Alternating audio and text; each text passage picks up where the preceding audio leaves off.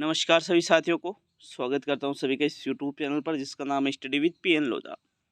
साथियों, REET mains exam 2023 के लिए शैक्षिक परिदृश्य के संपूर्ण टॉपिक से टेस्ट नंबर 13 आज आपके लिए लेकर आया हूं। टोटल शैक्षिक परिदृश्य के 30 टेस्टों की यहां पर सीरीज चलाई जा रही है। ये जो टेस्ट सीरीज है रीट मेंस एग्जाम जो आपके 2023 में 4 और 5 फरवरी को आयोजित होने वाला पेपर है उसके लिए है। लेवल 1 के लिए भी और लेवल 2 के लिए भी।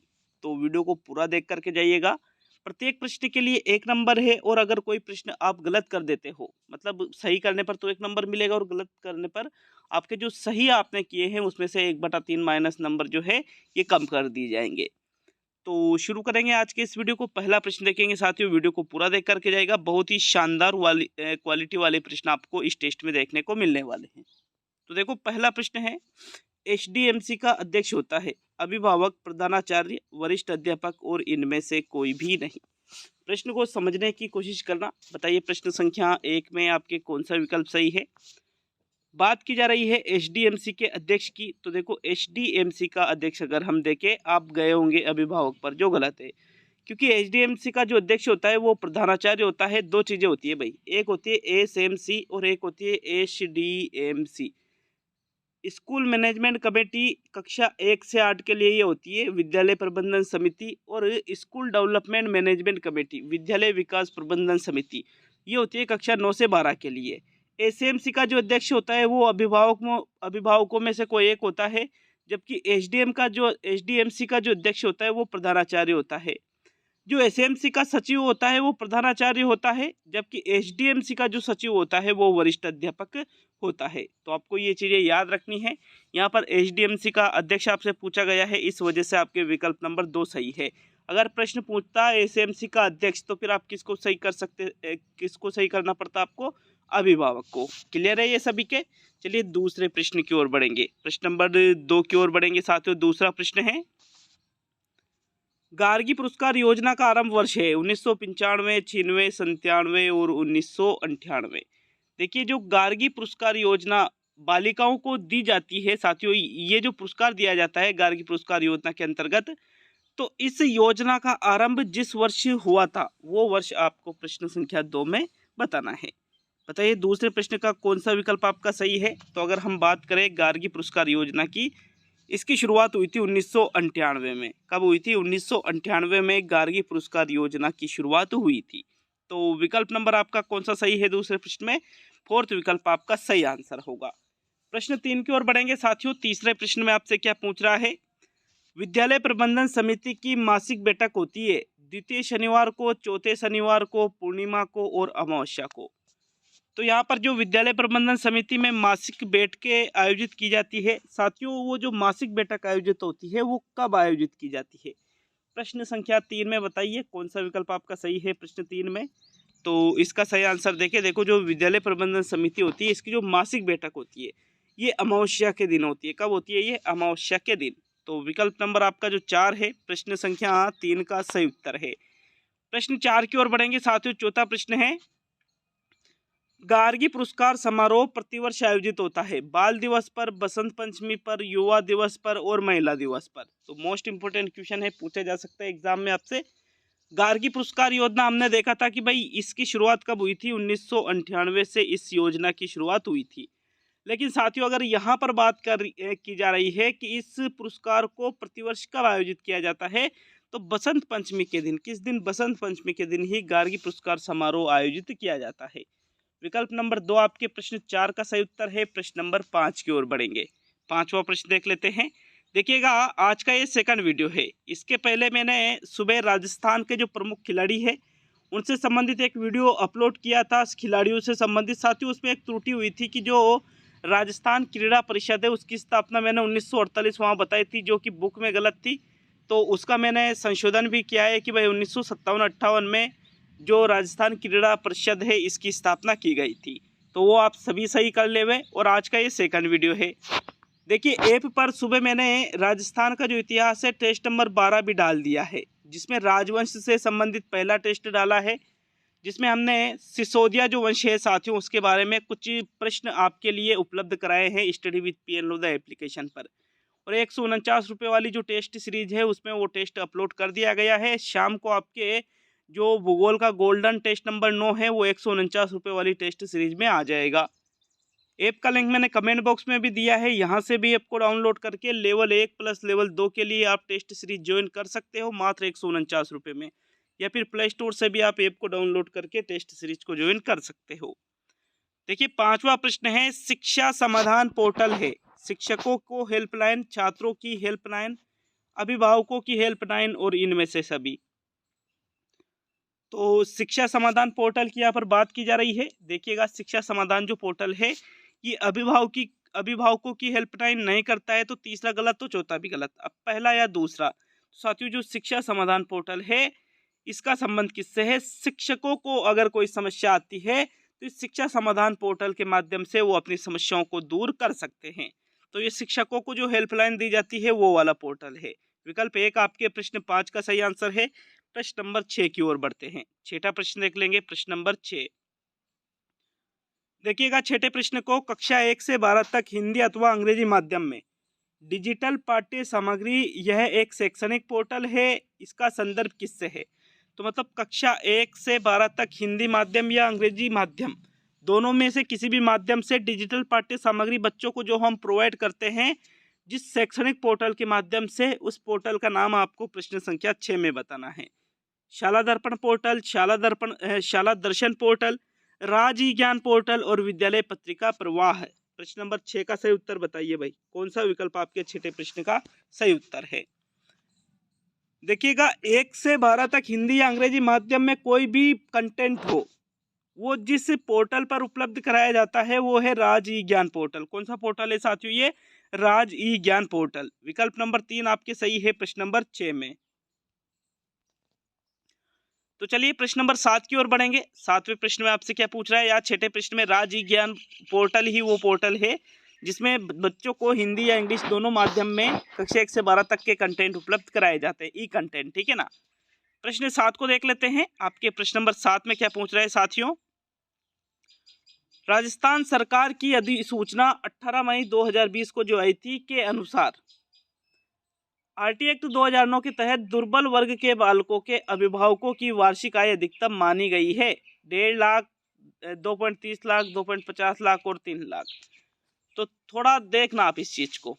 देखो दुर्बल वर्ग के जो बालक है इनके अभिभावकों की वार्षिक आय अधिकतम की इससे ज्यादा नहीं होती है, इससे कम जिनकी वार्षिक आय होती है उनको दुर्बल वर्ग के अंतर्गत सम्मिलित किया जाएगा। राजस्थान सरकार की जो अधिसूचना आई थी 18 मई 2020 को आरटी एक्ट 2009 के तहत। तो साथियों वो आपको वार्षिक आय बताना है प्रश्न संख्या 7 में। देखिए यदि जिन अभिभावकों की वार्षिक आय 2.5 लाख अधिकतम है या इससे कम ही रहेगी, ज़्यादा नहीं रहेगी 2.5 लाख से, तो उन बालकों को आप आरटी एक्ट 2009 के तहत दुर्बल वर्ग के बालकों में सम्मिलित कर सकते हो। विकल्प नंबर 3 आपके प्रश्न संख्या 7 का सही उत्तर है। चलिए आगे बढ़ेंगे प्रश्न संख्या 8 की ओर। 8वां प्रश्न देखेंगे। प्रश्न नंबर 8 में क्या पूछ रहा है? एनईपी में किसके द्वारा बुनियादी साक्षरता और संख्यात्मक ज्ञान पर एक राष्ट्रीय मिशन की मांग की गई? एनसीईआरटी, एमएचआरडी, एसआईसीईआरटी और एनसीटी। देखो एनईपी 2020 की बात की जा रही है यहाँ पर, जो राष्ट्रीय शिक्षा नीति 2020 से उस टॉपिक से ये प्रश्न बनाया गया है। तो इसमें किसके द्वारा, एनईपी में किसके द्वारा बुनियादी साक्षरता और संख्यात्मक ज्ञान पर एक राष्ट्रीय मिशन चलाया जाए, ऐसी मांग किसके द्वारा की गई है? तो साथियों ऐसी मांग जो की गई है वो की गई है एमएचआरडी के द्वारा, मानव संसाधन विकास मंत्रालय जो है, बिल्कुल इसके द्वारा ही ये मांग की गई है। विकल्प नंबर आपका 2 प्रश्न संख्या 8 का सही उत्तर है। नेक्स्ट प्रश्न नंबर 9 की ओर बढ़ते हैं। देखो एमएचआरडी जो है इसका एनईपी 2020 में नाम बदल दिया गया है। क्या नाम रखा गया है इसका? इसका नाम रखा गया है भाई शिक्षा मंत्रालय। क्या कर दिया गया? शिक्षा मंत्रालय। तो प्रश्न संख्या 8 में आपके कौन सा विकल्प सही है? विकल्प नंबर 2 सही रहेगा 8वें प्रश्न का। चले नेक्स्ट 9वें प्रश्न की ओर बढ़ेंगे। प्रश्न नंबर 9 में आपसे क्या पूछ रहा है? मुख्यमंत्री बाल गोपाल योजना किन बच्चों के लिए चलाई गई है? कक्षा 1 से 5 के बच्चों के लिए, कक्षा 1 से 8 के बच्चों के लिए, कक्षा 1 से 10 के बच्चों के लिए और कक्षा 1 से 12 तक के बच्चों के लिए। तो प्रश्न संख्या 9 में नाम सुना होगा आपने मुख्यमंत्री बाल गोपाल योजना का। देखो पहले क्या होता था कि जो गवर्नमेंट स्कूल के बच्चे उनके लिए योजना चलाई गई थी जिसमें कक्षा 1 से 8 तक के बच्चों को दूध पिलाया जाता था। ठीक है, उस योजना को बीच में बंद कर दिया साथियों, और उस योजना की जगह मुख्यमंत्री बाल गोपाल योजना चलाई गई। अब पहले तो जो गायों और भैंसों का दूध है वो विद्यालय में आता था, लेकिन अब गवर्नमेंट ने क्या किया है, जो दूध के जो मिल्क पाउडर होता है ना, मिल्क पाउडर, उसके पैकेट गवर्नमेंट विद्यालयों में गवर्नमेंट ने भेज दिए हैं। अब उन मिल्क पाउडर से दूध बनाया जाएगा और बच्चों को पिलाया जाएगा। कौन सी योजना के तहत? मुख्यमंत्री बाल गोपाल योजना के तहत। और ये जो सुविधा है ये कक्षा 1 से 8 तक के बच्चों के लिए उपलब्ध रहती है। विकल्प नंबर आपका कौन सा सही है? फिर प्रश्न नंबर 9 में जो दूसरा विकल्प है कक्षा 1 से 8 वाला, यही आपका 9वें प्रश्न का सही उत्तर है। प्रश्न 10 की ओर बढ़ेंगे साथियों। 10वां प्रश्न देख लेते हैं। एनईपी 2020 में कब तक उच्च शिक्षा में ग्रोस एनरोलमेंट रेशियो को 50% तक बढ़ाए जाने का लक्ष्य है? 2024 तक, 2030 तक, 2035 तक और 2032 तक। देखो, एनईपी 2020 की बात की जा रही है। कब तक उच्च शिक्षा में, उच्च शिक्षा की बात की जा रही है यहाँ पर। ग्रोस एनरोलमेंट रेशियो, GER जिसको हम शॉर्ट में बोलते हैं साथियों, ये 50% तक बढ़ाया जाए, ऐसा जो लक्ष्य रखा गया है वो किस साल तक रखा गया है? 2035 वर्ष तक की। 2035 तक उच्च शिक्षा में ग्रोस एनरोलमेंट रेशियो जो है वो 50% तक बढ़ जाना चाहिए। कब तक? 2035 तक। तो थर्ड विकल्प आपके 10वें प्रश्न का सही उत्तर है। प्रश्न नंबर 11 की ओर बढ़ेंगे। 11वां प्रश्न देख लेते हैं। प्रश्न नंबर 11। तो 11वां प्रश्न देखेंगे। आपके प्रश्न नंबर 11 है, बालिकाओं के लिए निशुल्क साइकिल वितरण योजना प्रारंभ होने का वर्ष है? 2007-8 में हुई थी, 2008-9 में हुई थी, 2009-10 में हुई थी, या 2010-11 में हुई थी?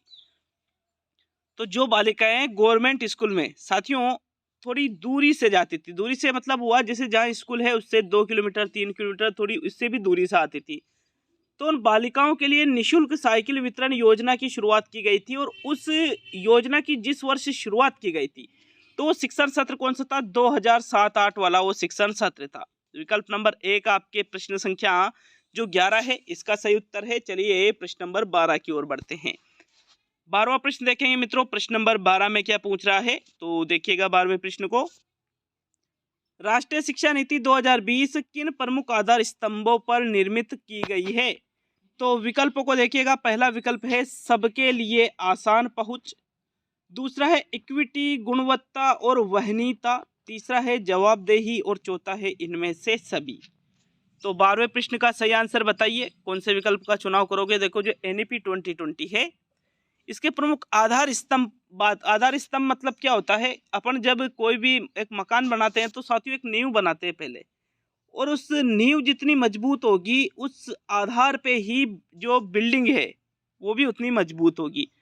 तो यहाँ पर भी जो 2020 जो राष्ट्रीय शिक्षा नीति जो 2020 में आई है इसके आधार स्तंभों पर जो निर्मित की गई है कि सबके लिए शिक्षा में आसान पहुँच हो, इक्विटी हो, गुणवत्ता हो और वहनीयता हो, जवाबदेही भी हो। तो ये सभी चीज़ें जो प्रमुख आधार स्तंभ है एनईपी 2020 के, इसके लिए निर्मित की गई है। तो देखिएगा प्रश्न नंबर 13 को देख लेते हैं। आपके प्रश्न नंबर 13 में क्या पूछा जा रहा है? देखिए प्रश्न नंबर 13 है, बेटी बचाओ बेटी पढ़ाओ योजना की शुरुआत कब की गई? 22 जनवरी 2015 को, 22 जनवरी 2016 को, 22 जनवरी 2017 को, या 22 जनवरी 2018 को?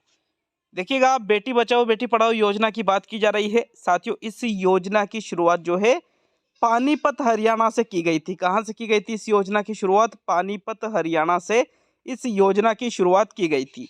और अगर हम बात करें कि भाई कब की गई थी, तो 22 जनवरी 2015 को। कब? 22 जनवरी 2015 को ही बेटी बचाओ बेटी पढ़ाओ योजना की शुरुआत पानीपत हरियाणा से की गई थी। तो फिर कौन सा विकल्प आपका प्रश्न संख्या 13 में सही रहेगा साथियों? जो विकल्प नंबर 1 है, याद रखिएगा मोस्ट इंपोर्टेंट क्वेश्चन है, ये पूछा जा सकता है आपसे।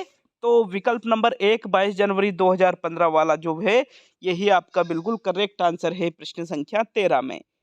14वां प्रश्न देख लेते हैं साथियों। 14वें प्रश्न में आपसे क्या पूछ रहा है, तो चलिए 14वें प्रश्न की ओर बढ़ते हैं। आपके प्रश्न नंबर 14 है, आरटी एक्ट 2009 का सबसे बड़ा अध्याय कौन सा है? अध्याय 1 है, अध्याय 2 है, अध्याय 3 है, या अध्याय 4 है? आरटी एक्ट 2009 में जितने अध्याय है उनमें से सबसे बड़ा अध्याय आपसे प्रश्न संख्या 14 में पूछा जा रहा है। साथियों, प्रश्न संख्या 14 में जो सही आंसर है, देखो जो अध्याय नंबर 4 है, कौन सा अध्याय है? अध्याय नंबर 4। यही आरटी एक्ट जो 2009 है, इसका सबसे बड़ा अध्याय है। इस अध्याय में अगर हम बात करें तो धारा नंबर 12 से लेकर के धारा 28 तक, कौन सी धारा से कौन सी धारा तक? धारा नंबर 12 से लेकर के धारा 28 तक इसमें शामिल किया गया है। इन सभी धाराओं को 12 से 28 तक की जो धाराएं हैं, उन सभी धाराओं को अध्याय 4 में शामिल किया गया है। तो यही आरटी एक्ट 2009 का सबसे बड़ा अध्याय भी है। विकल्प नंबर 4 आपके 14वें प्रश्न का सही उत्तर है। प्रश्न नंबर 15 की ओर बढ़ेंगे तो 15वां प्रश्न देख लेते हैं। प्रश्न नंबर 15, कौन सा राजस्थान वानिकी एवं जैव विविधता परियोजना का उद्देश्य नहीं है? जल संरक्षण, वृक्षारोपण करना, जैव विविधता संरक्षण और बाढ़ का नियंत्रण करना।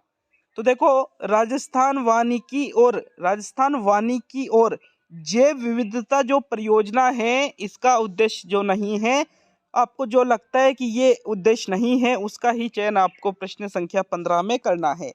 तो बताइए 15वें प्रश्न का कौन सा विकल्प आपका सही है? साथियों, राइट आंसर देख लेते हैं। देखिए, राजस्थान वानिकी और जैव विविधता परियोजना के उद्देश्यों में जल का संरक्षण करना भी है, वृक्षारोपण करना भी है, वृक्ष लगाना मतलब जैव विविधता का संरक्षण करना भी है, लेकिन बाढ़ नियंत्रण का उद्देश्य इसमें सम्मिलित नहीं किया जाता है। इसी वजह से फोर्थ विकल्प आपका सही आंसर होगा। कौन से प्रश्न में? प्रश्न संख्या 15 में। प्रश्न 16 की ओर बढ़ेंगे साथियों। 16वां प्रश्न देख लेते हैं। आरटी 2009 के तहत पहली से कक्षा 5वीं तक के 129 छात्र होने पर कितने अध्यापकों की नियुक्ति की जाएगी? 2 अध्यापकों की, 3 अध्यापकों की, 4 अध्यापकों की या 5 अध्यापकों की? तो देखो, यहाँ पर बात की जा रही है पहली से कक्षा 5वीं तक, मतलब कक्षा 1 से लेकर के कक्षा 5वीं तक। तो आप सभी को पता होगा कि इनका जो रेशियो होता है वो होता है 30:1, मतलब 30 छात्रों पर एक शिक्षक की नियुक्ति की जाती है। तो देखिए, 30 छात्रों पर एक शिक्षक की नियुक्ति आरटी 2009 के अंतर्गत कक्षा 1 से 5 तक की जाती है। अब यहाँ पर छात्र संख्या कितनी दे रखी है? 129। तो अगर 60 छात्र रहेंगे तो अध्यापक कितने रहेंगे? 2। 90 पे कितने रहेंगे? 3। फिर 91 से लेकर के 120 तक कितने रहेंगे? 4। और 121 से लेकर के 121 से लेकर के 200 तक साथियों कितने अध्यापक रहेंगे? 5 तो अध्यापक रहेंगे, और आपके इसमें एक शारीरिक शिक्षक भी आ जाएगा और एक प्रधानाचार्य भी आ जाएगा। तो इस प्रकार ये अलग अलग रेशियो हो जाता है, लेकिन यहाँ पर बात की जा रही है 129 की। तो 129 का मतलब है कि भाई शिक्षकों की संख्या कितनी रहेगी? 5 रहेगी। तो यहाँ पर फोर्थ विकल्प जो है आपके 16वें प्रश्न का सही उत्तर होगा। एक चीज और है कि यदि छात्र जो संख्या है 200 से अधिक हो जाती है, छात्र संख्या 200 या इससे अधिक हो जाती है, तो कक्षा 1 से 5 तक भी जो छात्र शिक्षक अनुपात है वो कितना हो जाता है? 40:1। लेकिन इससे ज़्यादा नहीं होना चाहिए। 40 छात्रों पर एक शिक्षक का होना कंपलसरी है। विकल्प नंबर आपका 4 साथियों, प्रश्न 16 का सही उत्तर है। प्रश्न नंबर 17 की ओर बढ़ेंगे। 17वां प्रश्न देखेंगे।